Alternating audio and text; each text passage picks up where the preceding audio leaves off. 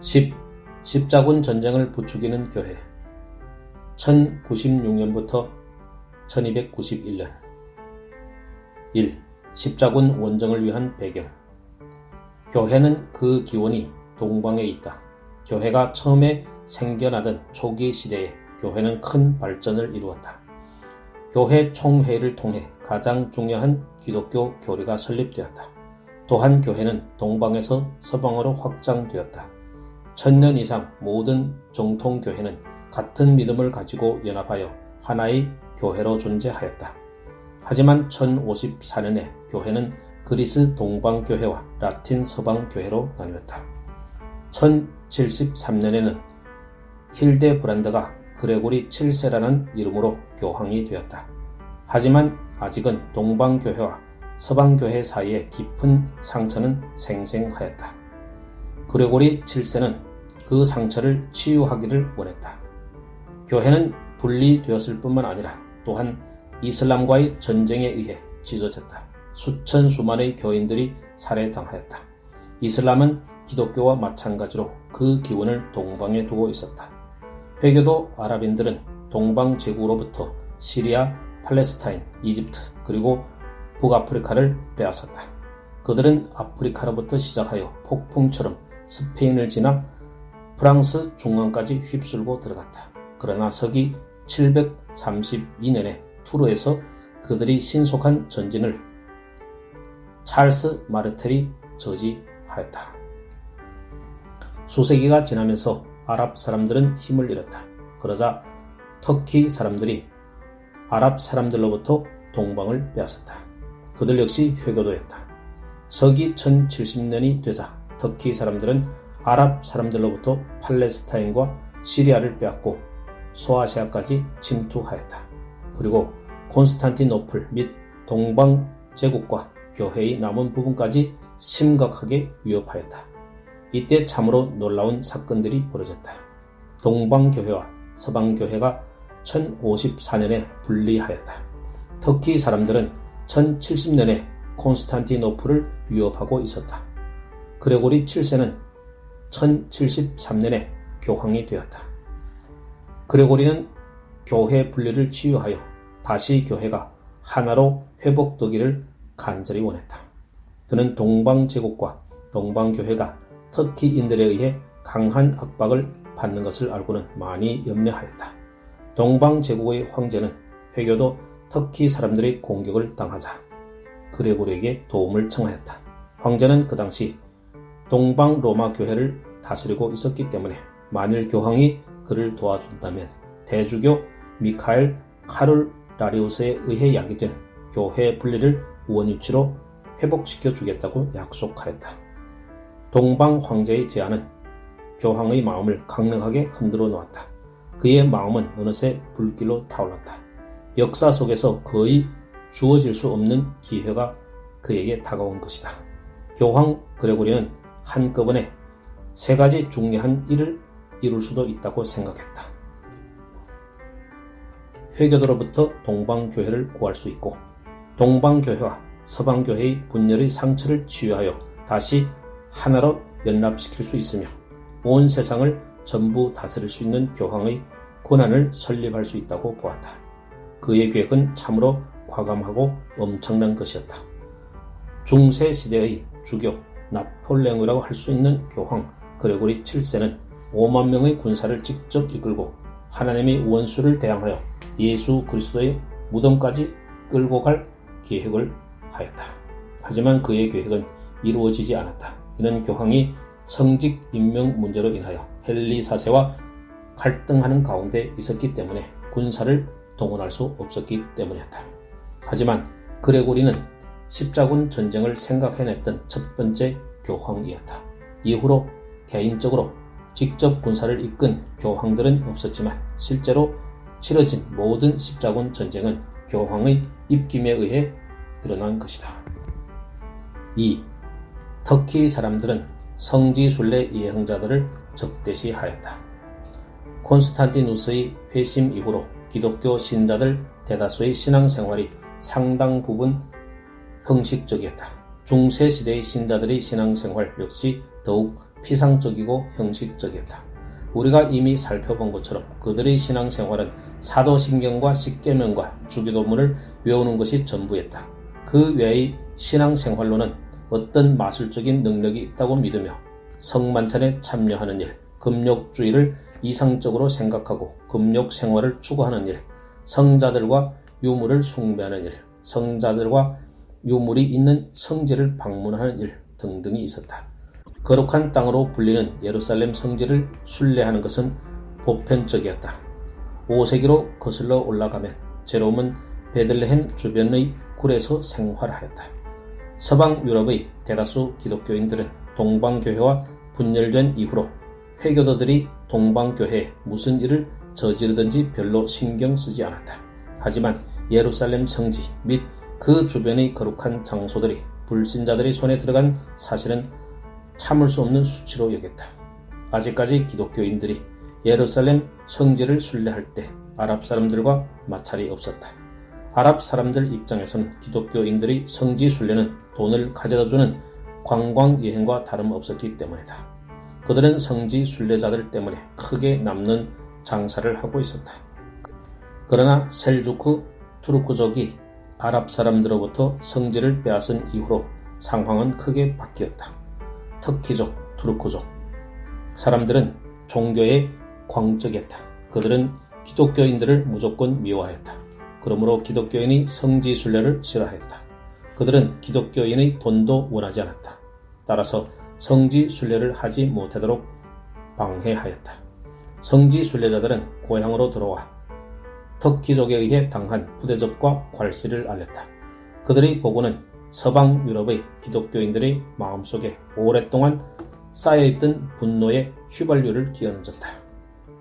일반 대중의 분노는 교황 우르바누스 2세로 하여금 첫 번째 십자군 원정을 시도할 수 있는 길을 열어주었다. 3. 교황 우르바누스 2세가 첫 번째 십자군 원정을 시작하다. 1088년부터 1099년까지 교황으로 있던 우르바누스는 그레고리 7세와는 전혀 다른 인물이었다. 그레고리는 조그맣고 왜소한 외모였으며 공적으로 연설을 전혀 하지 않는 반면 우르바누스는 화려한 출신, 배경을 가지고 있었고 키도 컸으며 잘생긴 인상적인 사람이었다. 특히 웅변에 뛰어난 재능이 있었다.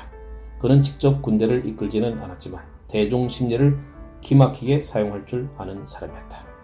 서기 1095년 교황 우르바누스는 프랑스의 클레르몽으로 갔다.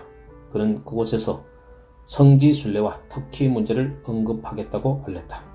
그가 단상에 오르자 마치 바다처럼 끝없이 많은 기독교인들이 기대와 열정을 가지고 그를 바라보고 있었다.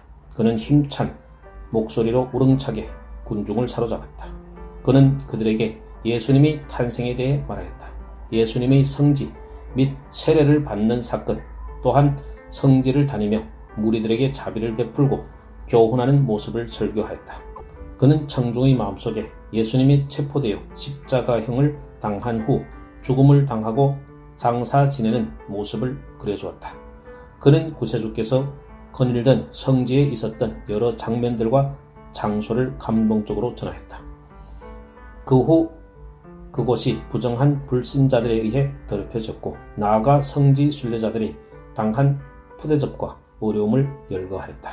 그러자 거대한 군중은 분노로 끌어올랐다. 그는 계속 군중을 열광에 빠지도록 부추겼다. 마침내 교황은 그들에게 성지로 가서 예루살렘과 그리스도의 묘실을 터키족의 손에서 빼앗자고 호소했다. 교황은 성지로 떠나는 모든 자들에게 연옥에서의 기간을 크게 줄여주겠다고 약속하였다. 연옥은 고통의 장소이다.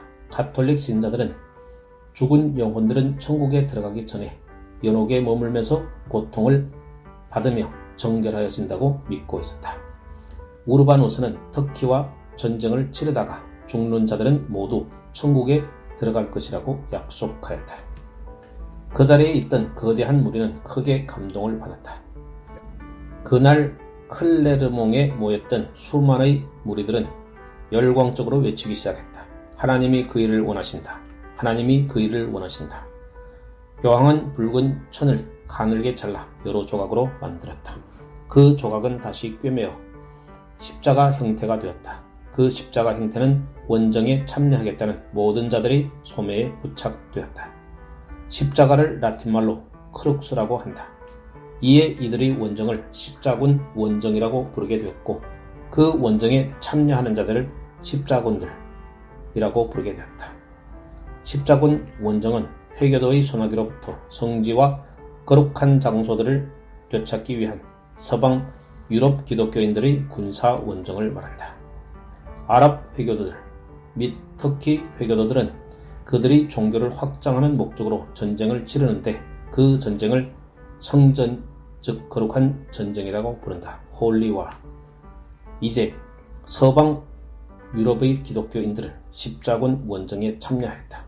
그들에게 십자군 원정은 거룩한 전쟁이었다. 그 이유는 교회가 그들에게 종교적인 동기를 부여하여 치르게 한 전쟁이었기 때문이다. 4. 십자군 원정의 즉각적인 결과들. 1096년에 첫 번째 십자군 원정은 예루살렘을 되찾았다. 예루살렘 왕국이 그곳에 세워졌고 그 전쟁에서 승리한 장군들이 통치하였다. 하지만 시간이 지나면서 그곳에 머문 유럽 기독교인들 사이에 갈등이 생겼고 심지어 그들이 정복한 회교도들과 거래하기 시작했다. 비록 첫 번째 십자군의 왕국이 1187년까지 88년 동안 지속되었지만 강하게 번창할 수 있는 정권은 결코 되지 못했다. 그 이유는 그들 대부분이 외국인으로서 건축과 농업 활동에 어려움을 당했기 때문에 그들을 위해 지역 원주민들을 고용하고 그들과 친하게 지냈기 때문이다. 두 번째 십자군 원정 등 그 이후에 이어진 십자군 원정들은 흔들거리는 예루살렘 왕국이 원수의 유혹과 공격에 의해 무너지지 않도록 도움을 주기 위한 것들이었다. 서기 1187년에 예루살렘은 다시 이집트와 시리아의 회교도 군주 술탄이라고도 한다. 회교도 군주 살라딘에 의해 함락되었다. 이에 영국의 리차드 1세, 프랑스의 필립, 그리고 황제 프레데릭 바르바로사는 세 번째 십자군을 조직하여 진군하였다. 하지만 바르바로사는 물에 빠져 죽었고 필립은 프랑스로 돌아왔으며 사자처럼 용감했던 리차드 1세는 간신히 살라딘과 조약을 맺어 기독교인들이 거룩한 묘를 방문할 수 있도록 하였다. 대부분의 역사가들은 7번의 십자군 원정과 비참으로 마친 어린아이 십자군 원정을 언급한다. 십자군 원정은 중간에 어떤 간격도 없이 200년 동안 쉬지 않고 진행되었다. 이들 원정 중에 어떤 원정도 십자군을 설립했던 의도를 이루지 못하였다. 반면 세월이 지나면서 교황의 격려에도 불구하고 열정은 사그라지기 시작했다. 13세기 중엽 정도가 되자 십자군은 역사의 무대에서 사라졌다. 1차 세계대전 때 영국은 터키족으로부터 팔레스타인을 빼앗았다. 5. 십자군 원정의 동기들. 십자군은 의심할 여지 없이 교황과 그리스도인들의 종교적인 열정의 표현이었다. 십자군 원정은 종교가 왜곡된 진리를 취할 때 나타날 수 있는 현상이기도 하다. 즉 중세시대의 그리스도인들은 성자들이 유물이 있던 곳을 거룩한 장소로 구별한 후에 성지로 연관시키고 나아가 그 장소를 숭배하였던 것이다. 십자군은 교황이 교회의 이름으로 예루살렘 성지를 정복하고자 하던 욕구를 채워주기 위해 형성된 군사들이었다.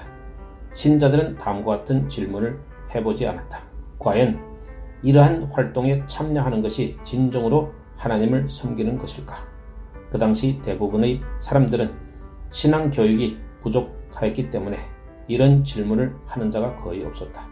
우리는 십자군의 열정을 귀하게 여겨야 한다. 하지만 그들의 종교적인 동기와 통찰력은 비성경적이라는 사실을 볼 수 있어야 한다. 신앙에 있어서 나아가 모든 삶의 영역에 있어서 우리는 열심을 취하되 참된 지식을 따라야 할 것이다.